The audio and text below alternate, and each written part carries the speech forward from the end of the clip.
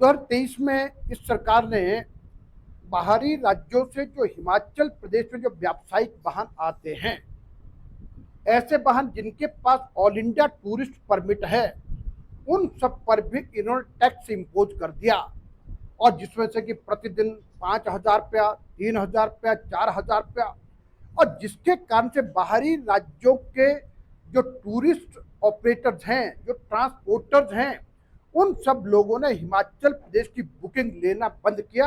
उन्होंने कहा फिर पहाड़ दूसरे भी है, जम्मू कश्मीर में भी पहाड़ है और उत्तराखंड में भी पहाड़ है, हम और जगह पर जाएंगे। और जिसके कारण से पर्यटन व्यवसायियों का भारी नुकसान हुआ है।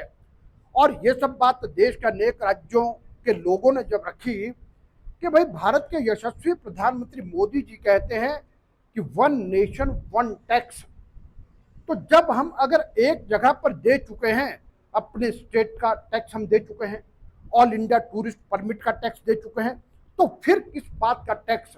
और उसके लिए हिमाचल प्रदेश की सरकार को भारत सरकार ने पत्र लिख करके कहा और अन्य राज्यों को भी कहा कि अगर कहीं पर भी इस प्रकार का कोई टैक्स लिया जा रहा, वो नहीं लिया जाना चाहिए, जिसके कारण से पूरे देश और दुनिया के अंदर पर्यटक बढ़े। लेकिन इस सरकार के कानों तक जून नहीं रेंगती। और मैं मानता हूँ ये सरकार पूरी प्रकार से जो आम जनमानस अपने परिश्रम और पुरुषार्थ से कमाई करता है, उसको रोकने की कोशिश कर रही है। और दूसरा मैं ये भी कहूंगा कि अभी कैबिनेट सब कमेटी बनाई है, और जिस कैबिनेट सब कमेटी की एक स्टेटमेंट आई है, उसके एक माननीय मंत्री के द्वारा उन्होंने कहा हिमाचल प्रदेश में जो भारतीय जनता पार्टी के समय में होम स्टे योजना प्रारंभ की, जिसके कारण से एक आम नागरिक को अपने घर में काम करने की छूट मिली, उस सबको भी अब स्ट्रीमलाइन करने के लिए अब उन्होंने कहा कि वहां पर जो पानी है, जो बिजली है, उस पर भी अब कमर्शियल रेट लगेगा। और जो होम स्टे की जो रजिस्ट्रेशन करते थे, उसकी राशि भी लगभग 3 गुना तक बढ़ाई जा रही है। और मैं कहूंगा ये 5,000 के लगभग होम स्टे चलते हैं।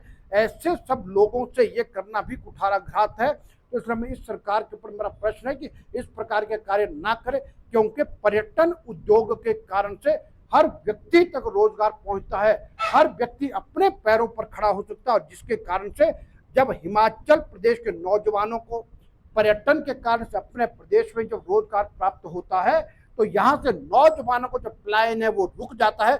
और पहाड़ बसे रहने चाहिए और पहाड़ों से पलायन नहीं होना चाहिए। और सरकार को इस प्रकार की जो यानी जन कल्याणकारी योजना के विरुद्ध जो निर्णय है, उनको वापस लेना चाहिए।